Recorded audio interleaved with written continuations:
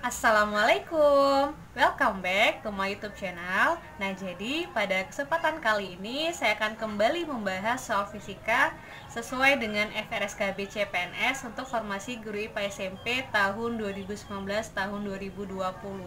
Nah, jadi sesuai dengan request, materi yang akan saya bahas adalah materi tentang listrik ya, yaitu listrik statis. Lebih tepatnya tentang materi hukum kolom atau gaya kolom. Nah, jadi insya Allah di next materi saya akan kembali membahas soal tentang listrik, tapi listrik dinamis, yang insya Allah saya mix dengan materi elastisitas dan hukum Hooke. Nah, penasaran kan gimana videonya? Nah, makanya jangan lupa klik tombol subscribe-nya, like, share, dan komen. Terima kasih. Oke, langsung kita bahas saja. Dua muatan terpisah sejauh 20 cm seperti gambar. Ini adalah muatan A, nilainya 25 mikrokolom, muatan positif ya. Dan B, ini adalah muatan negatif. Nah, gaya tolak menolak yang bekerja pada muatan tersebut adalah 16 Newton. Apabila muatan B digeser mendekati muatan A sebesar 4 cm, gaya tolak menolak yang dialami sekarang adalah. Nah, untuk soal seperti ini berarti ada dua buah kondisi awal dan kondisi akhir. Ya, kondisi awalnya adalah pada saat jaraknya masih 20 cm ya. Kemudian si B, ini yang B, itu didekatkan. Ya, kalau didekatkan berarti dia bergeraknya ke kiri. Ya enggak? Jadi gambarnya berubah gini nih.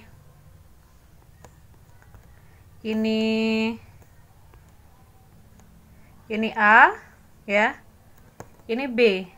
Nah, berarti kalau didekatkan ke kiri berarti kira-kira di sini ya, sebesar katanya 4 cm.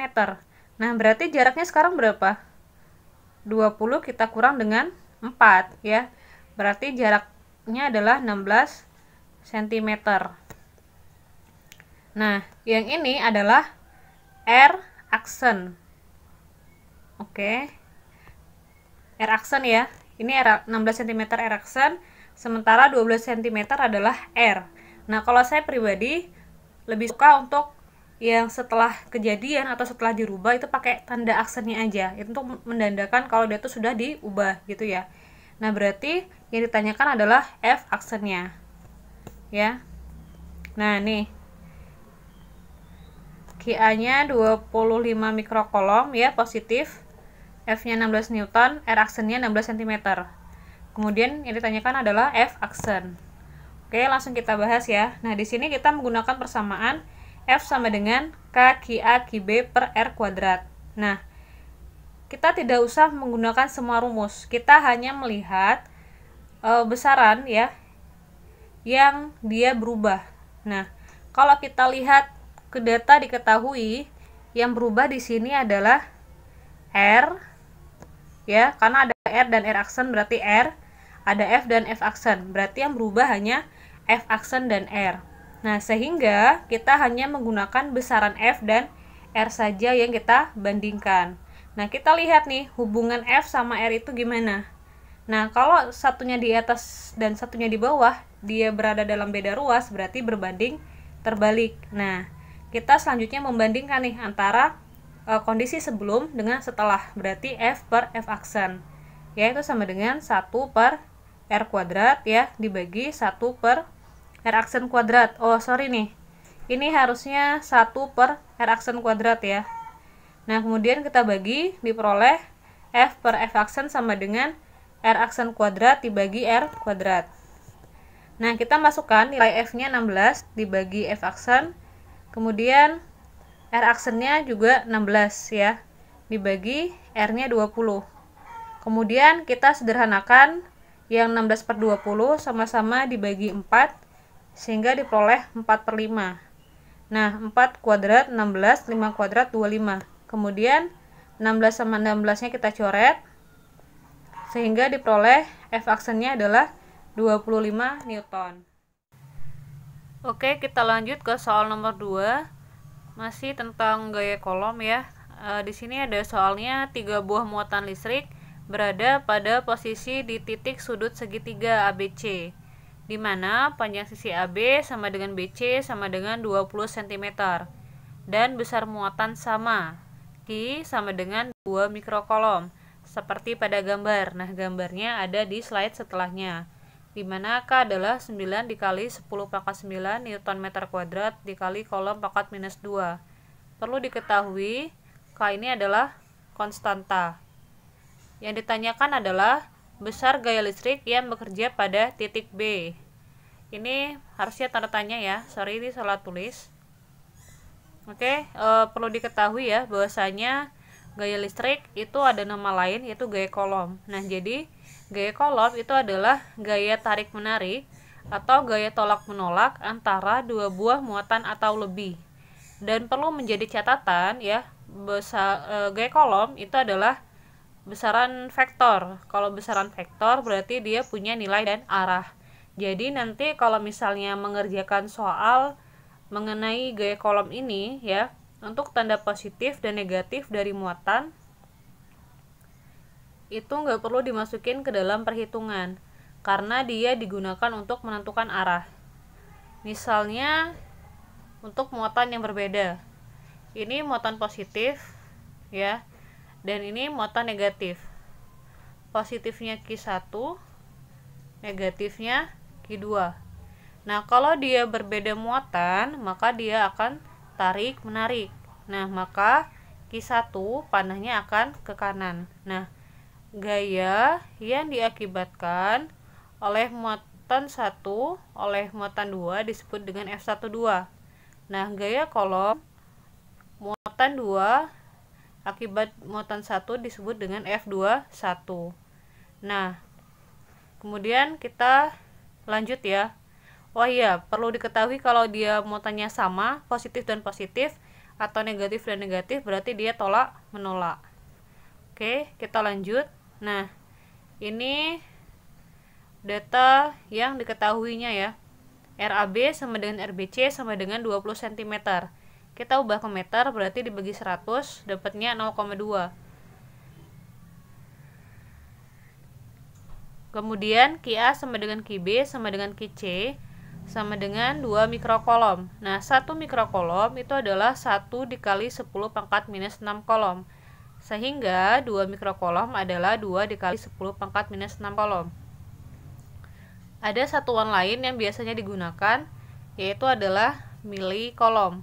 Nah, 1 milikolom adalah 1 dikali 10 pangkat minus 3 kolom ya. Ini minus 3 ya.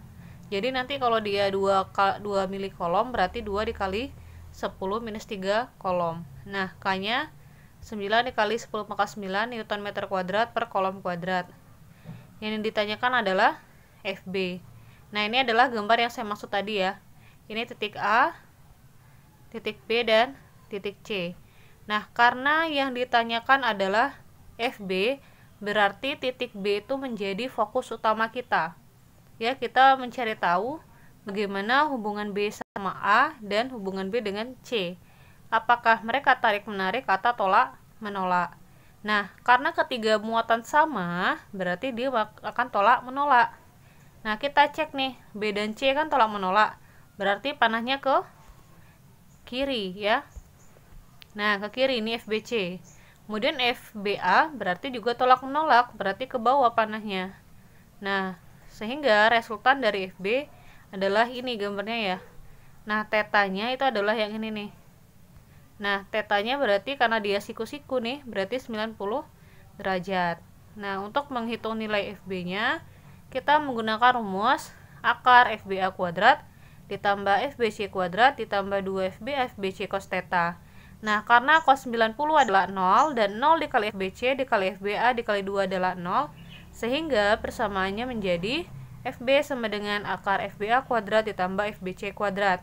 Nah, karena kita memiliki data Q dan R yang sama ya, sehingga kita langsung dapat mengasumsikan ya bahwasanya FBA sama dengan FBC.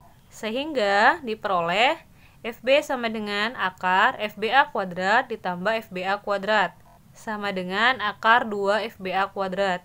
Nah, akar FBA kuadrat adalah FBA. Kemudian diakarkan 2. Nah, FBA kita menggunakan rumus K QA QB per RAB kuadrat. Kemudian diakarkan 2. Kita masukkan ya. QA dan QB-nya karena dia juga sama nilainya, berarti jadinya K QA dikali QA akar 2 per RAB kuadrat ya, sehingga diperoleh FB-nya adalah K QA kuadrat akar 2 per RAB kuadrat. Masukin K-nya 9 dikali 10 pangkat 9, QA-nya 2 dikali 10 pangkat minus 6 dikuadratkan, dikali akar 2 ya, dibagi 2 dikali 10 minus 1 dikuadratkan. Kemudian yang 9 dikali 10 pangkat 9-nya tetap 2 dikuadratkan 4, 10 pangkat minus 6 dikuadratkan, berarti minus 6-nya dikali sama 2, berarti minus 12. 2 kuadratnya 4, 10 min 1 dikuadratkan berarti 10 min 2. 4 sama 4 nya kita coret ya, sehingga diperoleh 9. Kemudian 10 pangkat 9 dikali 10 pangkat minus 2, minus 12 maksudnya ya. Kalau dikali berarti pangkatnya dijumlah, berarti 10 minus 3. Nah, 10 minus 3 dibagi 10 minus 2, berarti dikurang pangkatnya, minus 3 dikurang minus 2, berarti minus 1. Nah, hasilnya 9 dikali 10 pangkat minus 1 akar 2 Newton. Nah, karena di option tadi jawabannya berupa desimal, berarti kita mengubah bilangan ilmiahnya menjadi bilangan desimal ya, karena dia pangkat minus 1 berarti 1 angka setelah desimal, sehingga menjadi 0,9 akar 2 Newton. Nah, berarti jawabannya yang B. Oke, terima kasih atas perhatiannya. Assalamualaikum warahmatullahi wabarakatuh.